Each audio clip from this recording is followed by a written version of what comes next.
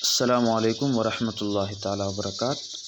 आज का हमारा टॉपिक रहेगा मेजर एलिमेंट्स ऑफ ट्रेजिडी, यानी किसी भी ट्रेजिडी के सबसे अहम अनासिर कि जिसके बेस पर ट्रेजिडी बनती है। तो अरिस्टोटल 6 एलिमेंट्स बताते हैं हमें कि ये सबसे इम्पोर्टेंट एलिमेंट्स है ट्रेजिडी के। हम इसे एक एक करके एक्सप्लेन करते हैं। तो वो कौन से 6 एलिमेंट्स है? उसमें सबसे पहले प्लॉट आता है, दूसरा करेक्टर आता है, तीसरा थॉट आता है, फोर्थ नंबर पर डिक्शन, फिफ्थ पर मेलोडी और लास्ट जो है वो है स्पेक्टिकल। तो जो सबसे पहले एलिमेंट है वो है प्लॉट। प्लॉट सबसे एसेंशियल एलिमेंट होता है ट्रेजिडी का। अरिस्टोटल कहते हैं कि ये ट्रेजिडी की रूह है, it is the soul of the tragedy. आप कहानी से प्लॉट को निकाल दें तो कहानी कहानी नहीं रहेगी। अब प्लॉट होता क्या है? तो इसकी सिंपल डेफिनेशन ये है कि the organised arrangement of events and actions in a story. कहानी में जितने भी एक्शंस और इवेंट्स होते हैं उसे तरतीब से पेश करना, सीरीज़ ऑफ एक्शन जो है उसे ऑर्गेनाइज्ड अरेंजमेंट के साथ पेश करना, सारे इवेंट्स को तरतीब के साथ एक प्रॉपर सीक्वेंस में पेश करना, ये कहलाता है प्लॉट। इवेंट्स और एक्शन का लॉजिकल सीक्वेंस प्लॉट कहलाता है। अरिस्टोटल ने प्लॉट को लिविंग ऑर्गेनिज्म के साथ पेश किया है और उसके साथ कंपेयर किया है और डिक्लेयर किया है कि ट्रेजिडी में ये सबसे ज़्यादा अहमियत का हामिल है, कि ट्रेजिडी में सबसे ज़्यादा अहमियत यही प्लॉट ही रखता है। और यहाँ तक कि अरिस्टोटल इसे सोल ऑफ द ट्रेजिडी कहते हैं।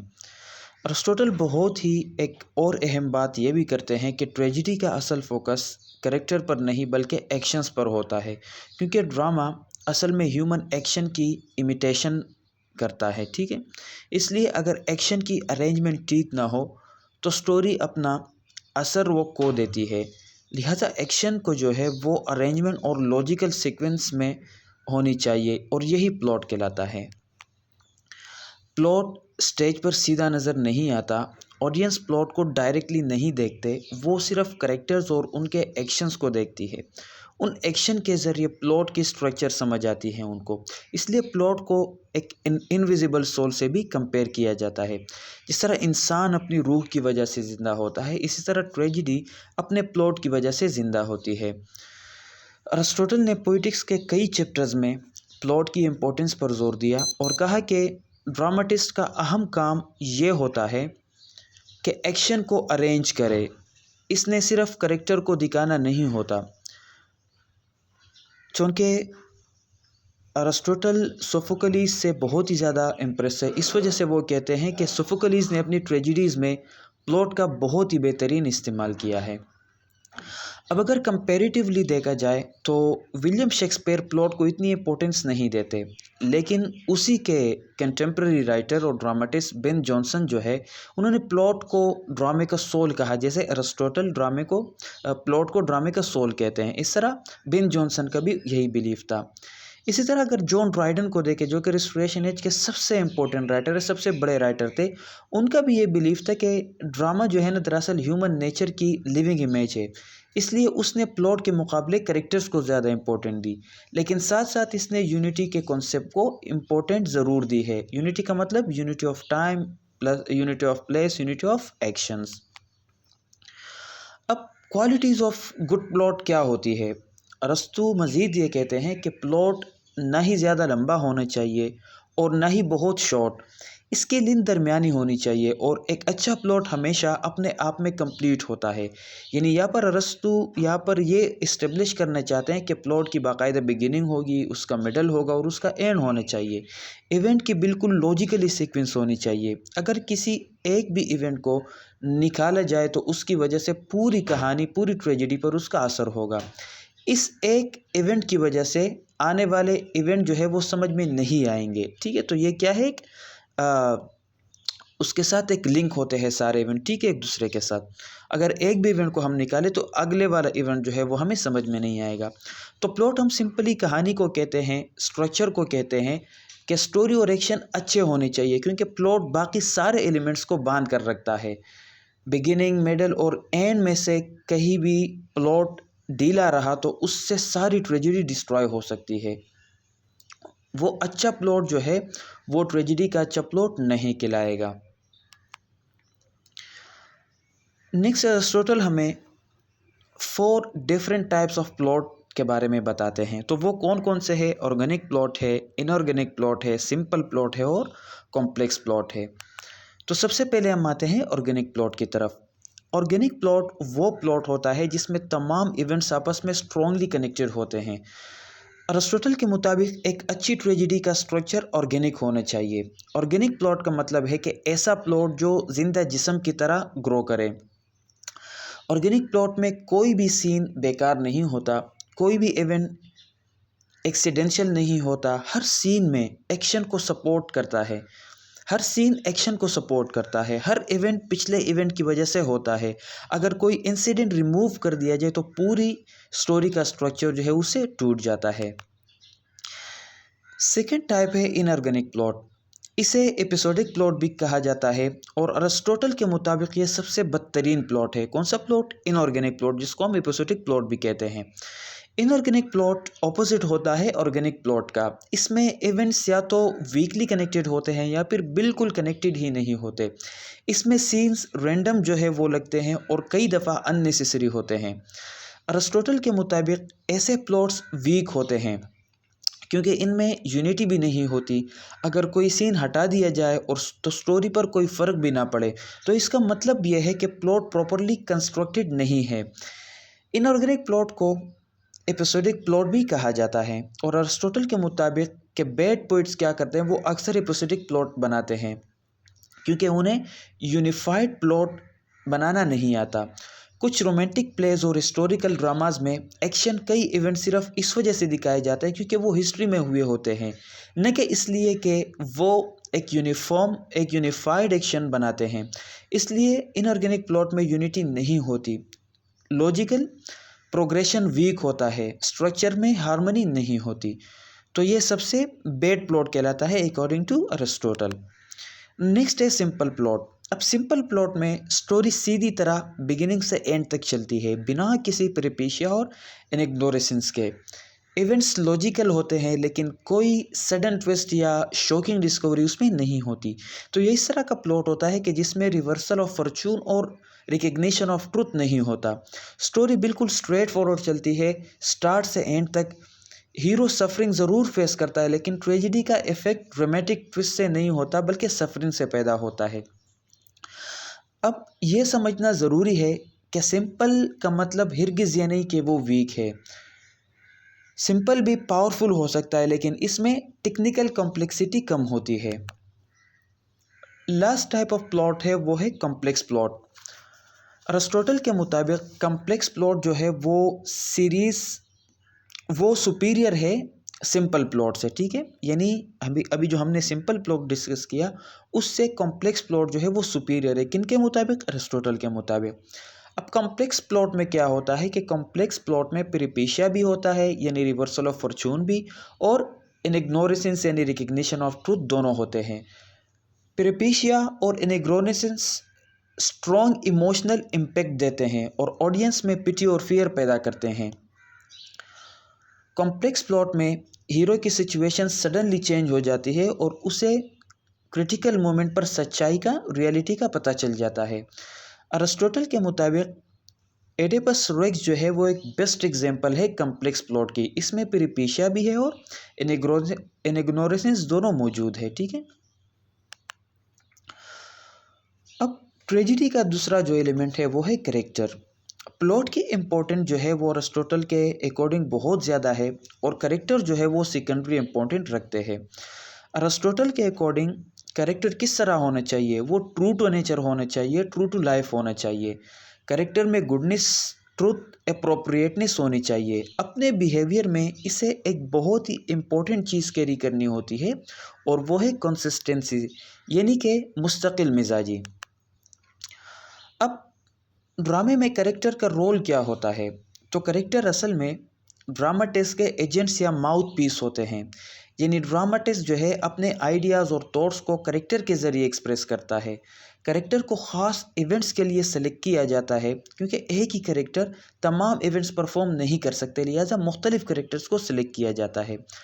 करेक्टर्स हमेशा प्लॉट की लिमिट के अंदर काम करते हैं, यानी करेक्टर प्लॉट पर डिपेंडेंट होते हैं, ठीक है। ड्रामाटिस्ट प्लॉट के पीछे होता है, इसलिए अरस्तू के मुताबिक प्लॉट की इम्पोर्टेंस ज़्यादा होती है और करेक्टर सेकेंडरी इम्पोर्टेंस रखते हैं। लेकिन अगर करेक्टराइजेशन ना हो, करेक्टर्स ना हो, तो एक परफेक्ट प्लॉट भी फेल हो सकता है। इसलिए ड्रामा स्टोरी में प्लॉट और करेक्टर्स के दरमियान बैलेंस ज़रूरी है। करेक्टर्स कंप्लीटली फ्री नहीं होते, बल्कि प्लॉट के मुताबिक वो मूव करते हैं। अब जो ट्रेजिडी हीरो होता है, ट्रेजिडी हीरो भी उन्हीं करेक्टर में से एक करेक्टर होता है जो कि नोबल होता है। वो एवरेज करेक्टर होता है, यानी बुरे से अच्छा होता है और अच्छे से थोड़ा कमतर होता है। लेकिन ऑर्डिनरी करेक्टर से वो एक अच्छा करेक्टर होता है, ठीक है। उसमें हीरोइक यानी कि करेक्टरिस्टिक्स होती है और नोबल करेक्टर होता है। वो मेन करेक्टर के साथ जब ट्रेजिडी होती है तो पिटी और फियर के इमोशंस उभरते हैं। अरिस्टोटल ग्रीक ड्रामा के रिलेटेड कहते हैं कि ट्रेजिडी में हीरो की डेथ ज़रूरी नहीं होती, लेकिन अगर हम इंग्लिश ट्रेजिडीज़ में देखा जाए, इंग्लिश ट्रेजिडीज़ में अक्सर हीरो की डेथ हो जाती है। ट्रेजिडी का मेन पर्पस जो है वो क्या होता है, सेल्फ रियलाइजेशन होता है। हीरो को सफरिंग फेस करनी चाहिए, लेकिन ज़रूरी नहीं कि वो मर जाए, इसकी डेथ हो जाए, अकॉर्डिंग टू अरिस्टोटल। अब सफरिंग जो है दरअसल वो दो तरह की होती है, ठीक है। एक फ़िज़िकल और एक मेंटल सफरिंग होती है। तो ग्रीक ट्रेजिडीज़ के मुताबिक सुसाइड करना आसान रास्ता होता है, लेकिन अरिस्टोटल कहते हैं कि अगर इंसान ज़िंदा रहकर अपनी गलती का दुख बर्दाश्त करे तो ये सुसाइड से ज़्यादा मुश्किल और मानी खेज़ है। मिसाल के तौर पर एडिपस रेक्स की एग्जांपल ले ले, उसने दो गुनाह किए थे, ठीक है।